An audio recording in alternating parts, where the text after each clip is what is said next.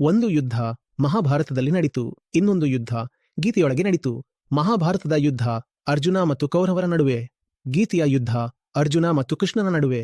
ಅರ್ಜುನ ಮತ್ತು ಕೃಷ್ಣನ ನಡುವೆ ನಡೆದ ಯುದ್ಧ ಮಹಾಭಾರತದ ಯುದ್ಧಕ್ಕಿಂತಲೂ ಹೆಚ್ಚು ಮುಖ್ಯ. ದುಶ್ಯಾಸನ, ದುರ್ಯೋಧನ ಇವರೆಲ್ಲ ಕಾಲಕ್ರಮೇಣ ಮಾಯವಾಗ್ತಾರೆ, ಇತಿಹಾಸದ ಧೂಳಿನಲ್ಲಿ ಕರಗಿ ಹೋಗ್ತಾರೆ.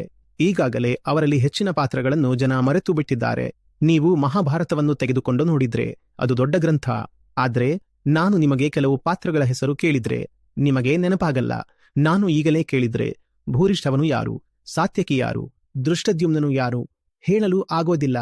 ಆದ್ರೆ ಗೀತೆ ಅದು ಅಮರ, ಅದು ಎಂದಿಗೂ ಮಾಯವಾಗಲ್ಲ. ಅರ್ಜುನನು ಕೌರವರೊಂದಿಗೆ ಮಾಡಿದ ಯುದ್ಧ ಮರೆಯಾಗಬಹುದು, ಆದರೆ ಕೃಷ್ಣನೊಂದಿಗೆ ಅವನು ನಡೆಸಿದ ಆಂತರಿಕ ಯುದ್ಧ ಅದು ಎಂದಿಗೂ ಮರೆಯಾಗಲ್ಲ. ಅರ್ಜುನ ಅಂದ್ರೆ ಮನಸ್ಸು, ಸಂಶಯದಿಂದ ತುಂಬಿರುವ ಮನಸ್ಸು. ಕೃಷ್ಣ ಅಂದರೆ ಆತ್ಮ, ಶಾಂತಸ್ಪಷ್ಟ ಪ್ರಜ್ಞೆ ತುಂಬಿರುವ ಆತ್ಮ.